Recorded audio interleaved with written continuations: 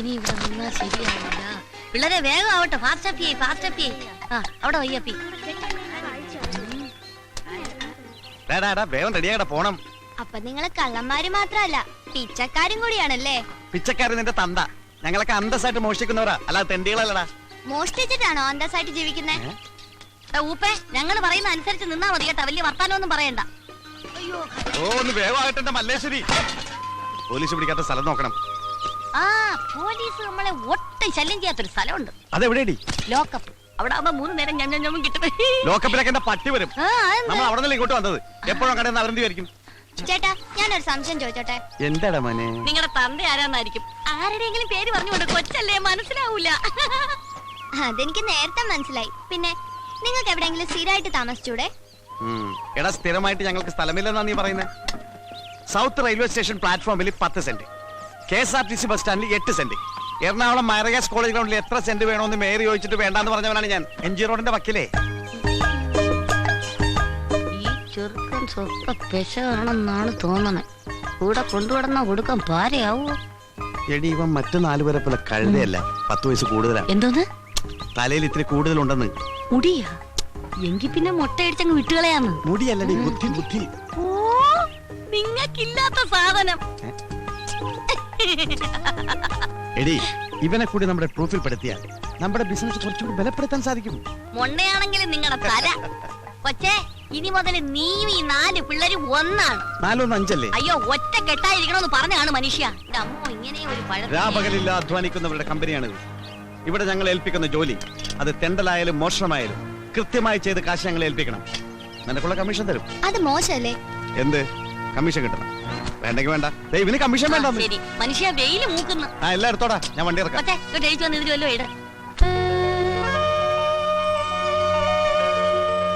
ജീവിക്കാനായി ഒരുപാട് പണിയെടുത്തു. അതെല്ലാം പൊട്ടിപ്പൊളിഞ്ഞ് കുത്തുവാളയെടുത്ത് ഞാൻ ഒരു പരുവത്തിലായി. അവസാനത്തെ ശ്രമം എന്ന നിലയിൽ അരിമേടിക്കാൻ പഞ്ചർ പ്രദേശ് എന്നൊരു പുതിയ പ്രസ്ഥാനം ഞാൻ തുടങ്ങുകയാണ്. ഇതെങ്കിലും ഒന്ന് പച്ച പിടിക്കാൻ അനുഗ്രഹിക്കണമേ. ഏയ്, ആർക്കും സംശയം തോന്നരുത്. പശു അപ്പിടുന്നത് പോലെ വേണം ഇട്ടിട്ട് പോകാൻ. എന്നാ പിന്നെ പശുവിന് വാടകയ്ക്കെടുക്ക്. വാ. ദൈവമേ, ആദ്യമായിട്ട് ഒരു മലങ്കോള് തന്നെ കിട്ടണേ.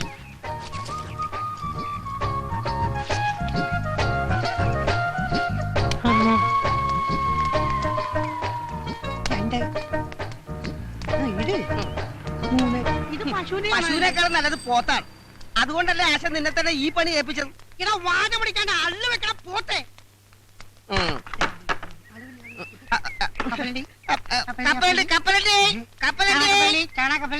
വണ്ടി ഒന്നും കാണാനില്ലോടാ. എടാ, വണ്ടിക്കാരെ ക്യാൻവാസ് ചെയ്ത് ഒരാളെ നിർത്തിയിട്ടുണ്ടല്ലോ, ജാക്കി. അവനത് ചെയ്തോളും. നിങ്ങൾ വന്നേ.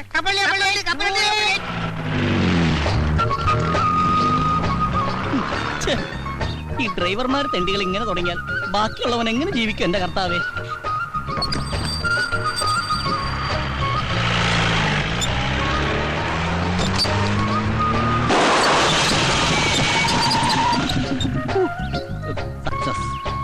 പോലീസെങ്കിൽ പോലീസ്. എന്തൊരു ഗതികേട്. ഇനിയിപ്പോ എന്താണോ ചെയ്യാ? ഞാനെന്ത് ചെയ്യാനാ? എന്ത് പറ്റി സാർ? പഞ്ചറായി. ഭാഗ്യം. അല്ല, ഇവിടെ വെച്ച് പഞ്ചറായത് ഭാഗ്യം. തൊട്ടപ്പുറത്തായിരുന്നെങ്കിൽ വലിയൊരു കാന ഉണ്ടായിരുന്നു. ആ കാനയിലേക്ക് ജീപ്പ് പറഞ്ഞ് സാറിന് എന്തെങ്കിലും അപകടം പറ്റുമെന്നൊരു പേടി. അങ്ങനെ ഒരു ഭാഗ്യം. സാറ് ഇനിയിപ്പോ പഞ്ചർ ഒട്ടിക്കണമെങ്കിൽ 10 കിലോമീറ്റർ അപ്പുറത്തും കണ്ട് ഒരു കടയുള്ളൂ സാർ. സാറേ, ഈ സ്റ്റെപ്പിനില്ലയോ? അല്ല, സ്റ്റെപ്പിന് ഉണ്ടായിട്ടും കാര്യമില്ല. കാരണം പഞ്ചറായിട്ടുള്ള ടയർ മാറ്റി സ്റ്റെപ്പിന് ഇട്ട് കഴിഞ്ഞിട്ടുണ്ടെങ്കിൽ സ്റ്റെപ്പിനും കൂടി പഞ്ചറായിട്ട് ആ 2 പഞ്ചറായിട്ടുള്ള ടയർ ഉരുട്ടിക്കൊണ്ട് ഏതെങ്കിലും പഞ്ചർ വർക്ക്ഷോപ്പിലേക്ക് സാറ് പോയി. സൂപ്പറായിട്ട് പഞ്ചർ ഒട്ടിക്കുന്ന ടീം ഇവിടെ അടുത്തുണ്ട് സാർ. ഞാൻ പോയി വിളിച്ചോട്ടെ. വേഗം വേണം, എനിക്ക് എസ്കോർട്ട് പോകാനുള്ളതാ. സാറ് ആയിക്കോട്ടെ, എവിടെ വേണം, നമുക്ക് കാശ് കിട്ടിയ മതി. എന്താ പറഞ്ഞേ? ഞാൻ പോയി വിളിച്ചോണ്ടിരാ സാർ. ഇന്ന് ആദ്യത്തെ ദിവസമായിട്ട് ഒരു വണ്ടിയും പഞ്ചർ ഒട്ടിക്കാൻ കാണുന്നില്ലല്ലോ. ഇത് ഇന്ന് എന്നെ പൂട്ടേണ്ടി വരും. നീ എവിടാ ചാണകം ഇട്ടത്? ഞാനല്ല, പശുവാണ് ചാണകം ഇട്ടത്. അതല്ലടാ, റോഡിൽ തന്നെ അല്ലേ ചാണകം ഇട്ടത്? പിന്നെ ഓട്ടോറിക്ഷ മുതൽ തമിഴം പാണ്ടി ലോറി വരെ കയറാൻ പാകത്തിലാണ് സംഭവം ഞങ്ങൾ സെറ്റ് ചെയ്തിരിക്കുന്നത്. സംശയം ഉണ്ടെങ്കിൽ ആശാൻ ഈ വണ്ടിയിൽ ഒന്ന് കയറ്റി നോക്ക്. ആദ്യം ഈ വണ്ടി തന്നെ പഞ്ചർ ആയിക്കോട്ടെ. അയ്യോ ആശാനെ, എന്നെ വല്ലതും വീണോ? ഒരു ജീപ്പ് ഒന്ന് കയറിയിട്ടുണ്ട്. ഞാനവരെ പിടിച്ചിരുത്തിരിക്കാം. വേഗം വാ. Puncture Pradesh ready. ജീപ്പിക്കാരൻ തുടക്കം മോശമല്ല.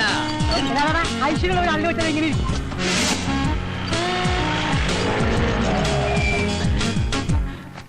പോലീസ് ജീപ്പാണെന്ന് നേരത്തെ പറയായിരുന്നു. എന്താ തെണ്ടി? അഭിനന്ദാശനെ നമുക്കിട്ട് പണിയുന്നവരില്ലേ, ആദ്യ പണി അവർക്കിട്ട് തന്നെ തുടങ്ങാം. നല്ല ഐശ്വര്യമായിരിക്കും. പണി തുടങ്ങാം. Good morning sir. സർ, ഇതാണ് ഞാൻ പറഞ്ഞ പാർട്ടി. പഞ്ചർ പ്രദേശ് ഇത് കൊള്ളാമല്ലോ. അതെ സർ, ഇത് ഹൈവേയിൽ മാത്രം കണ്ടുവരുന്ന ഒരു മൊബൈൽ വർക്ക്ഷോപ്പാണ്. ഇതിന്റെ പ്രത്യേകത എന്തെന്ന് വെച്ചാൽ റോഡിൽ വെച്ച് പഞ്ചറായാൽ ഞങ്ങൾ റോഡിലെത്തും. അതെ, കാട്ടിൽ വെച്ച് പഞ്ചറായാൽ കാട്ടിലെത്താം. വീട്ടിൽ വെച്ച് പഞ്ചറായാൽ വീട്ടിലെത്തും. വെള്ളത്തിൽ വെച്ച് പഞ്ചറായാൽ ഇവന്റെ തന്ത എത്തും. പഞ്ചർ എവിടെയുണ്ടോ അവിടെയുണ്ട് പഞ്ചർ ബ്രദേഴ്സ്. അതെ, ഈ പഞ്ചർ കണ്ടുപിടിച്ചേ അല്ല ആശാന. Brothers ready? പണി തുടങ്ങൂ. ഇവര് തുടങ്ങും. കാറിന്ന് കാല് കഴിക്കണമെന്നില്ല, തീരെ താഴെടുക്കും. കാല് പോയി ചാടിച്ചിട്ട് വാ. അസനേ, പിന്നൊരു കാര്യം, ആദ്യമായിട്ട് കിട്ടിയ കോളാ. എന്റെ ഷെയർ എനിക്ക് കൃത്യമായിട്ട് കിട്ടണം. ഷേറാ?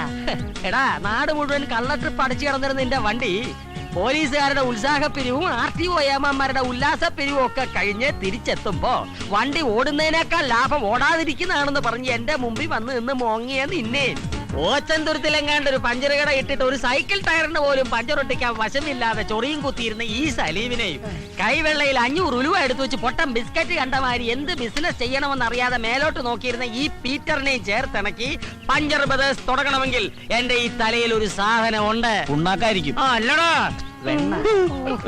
കണക്ക് പറഞ്ഞാൽ 50% ഷെയർ നീ എനിക്കാ തരേണ്ടത്. ഓക്കെ. ആ സാർ, എല്ലാം ചേർത്ത് 150 രൂപ. പിന്നെ സാറിന് പോലീസുകാരൻ അതിന്റെ പേരിൽ 50 രൂപ കുറച്ച് തന്നാ മതി അല്ലേ? അത് മതി. അപ്പൊ 100 രൂപ. 200 രൂപ എന്നാണ് 50 രൂപ കുറച്ചത്. 150 രൂപ എണ്ണി തരണം. പഞ്ചർ ഒട്ടിച്ചതിനും കാശ് കുറച്ചതിനും ഒക്കെ നന്ദിയുണ്ട്. Thank you. അപ്പൊ ഞങ്ങൾ പോയിട്ട് വരാം. അപ്പൊ സാർ കാശ്? ഏതെങ്കിലും പോലീസുകാരന് എന്തെങ്കിലും കാര്യത്തിന് ആർക്കെങ്കിലും കാശ് കൊടുത്ത കാര്യത്തിന് താൻ കേട്ടിട്ടുണ്ടോ?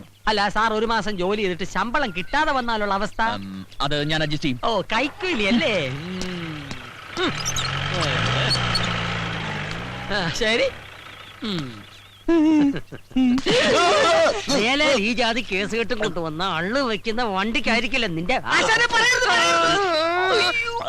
അയ്യോ പാവാ, പുതിയതായിട്ട് കിട്ടിയ പണിയാ. ആദ്യമായിട്ട് കിട്ടിയ ചാൻസും പണവും പോയില്ലേ? ഇനിയിപ്പോ വീട്ടിൽ എങ്ങനെ കാശ് കൊടുക്കും? ഓ, നിങ്ങൾക്ക് 3 പേർക്ക് മാത്രമല്ലേ ഉള്ളൂ വീടും കൂടി. ഞാനൊരു അനാഥനല്ലേ. ശരി, ലൊക്കേഷൻ ഷിഫ്റ്റ്.